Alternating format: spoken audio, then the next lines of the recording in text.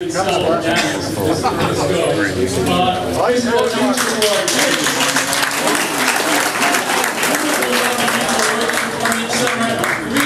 it's going from 10 produce packs to 450 produce packs. Is feeding into St. John, Wisconsin, Rossay, Sussex, and Hampton every week for 20 weeks, 22 weeks a year. People are picking up fresh fruit produce that is delivered the same morning.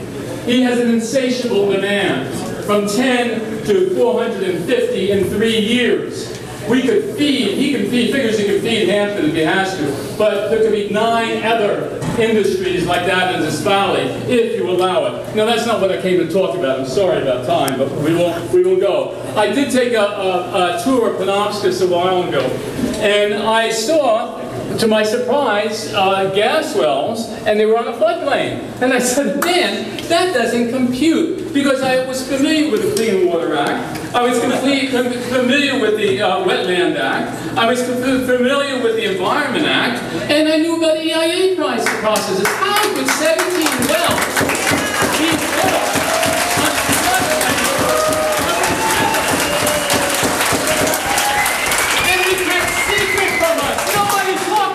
This is the first time it's come up. Most of the people in this room don't even know that there's 17 wells. A lovely lady came up before and she says, well, I live on the Kennebecasis and I don't want it polluted in the future. I got news for you. There's 2 feet of water going over this floodplain once and sometimes twice a year. Anecdotally, I have no proof, but the people in the area said that snow does not stay at the top of the wells, and there is bubbling. I have asked Bruce Northrop at least 3 or 4 times about monitoring. Are these wells monitored? Will you monitor them? Is there leakage going on? How were they ever built on a floodplain? I have gotten a response. The Liberals did it. There was none under the Liberals, not I. No comment.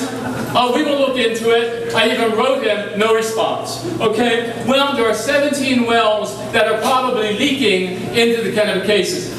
That's not brain science. Even if they were licensed, okay, even if the lease with the company, with Corridor Resources said, oh, well, we're not allowed to monitor it, government can't get in to monitor it. The Department of Environment can be ordered to monitor the river, the Kennebecasis River, below these 17 wells, and see if there's methane getting into the river. There's been dead fish coming up all summer.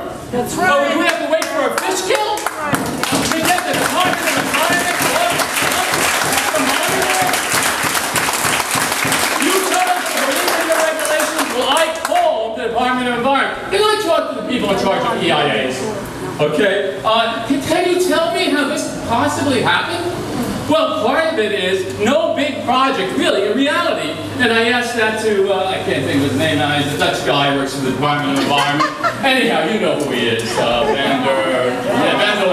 I asked, how many of these big projects are actually rejected by EIAs? Oh, I think it's something like 2%, maybe 1 or 2%, and most of them decided not to do it because most of them get variances. And the guy on the phone said to me off the record, well, these Corridor Resources wells got there because we issued variances for them.